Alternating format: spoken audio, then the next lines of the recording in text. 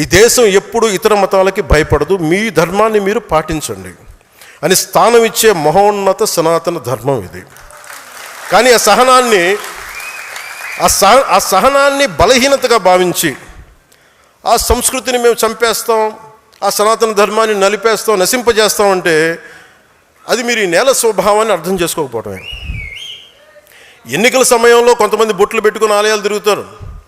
సనాతన ధర్మంపై దాడులు జరిగినప్పుడు మటుకు మేము సనాతన ధర్మాన్ని నిర్మూలిస్తామని బహిరంగ మాట్లాడతారు.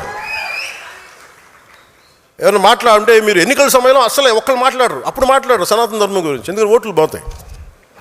అయిపోగానే మొత్తం పదవుల్లోకి వెళ్ళిపోయి అసెంబ్లీలోకి వెళ్ళగానే ఇప్పుడు మాట్లాడతారు మళ్ళీ. లేదు, సనాతన ధర్మం అనేది వేల ఏళ్ల నాగరికత. అది హిందూ సనాతన ధర్మ is a self correcting mechanism. ఇది ఒకడు స్థాపించింది కాదు, ఒక వ్యక్తి స్థాపించింది కాదు, అది అనాదిగా జరుగుతుంది. It has a self correcting దాంట్లో తప్పులు ఉన్నాయి, తప్పులు కరెక్ట్ చేసుకుంటూ వెళ్తుంది. అంతేగాని కూర్చోబెట్టి గిరిగీసుకుని ఇంతే అని చెప్పి ఒక ఫిక్స్డ్ రూల్ లేదు. అందువల్ల సనాతన ధర్మాన్ని మీరు నశింప చేయలేరు.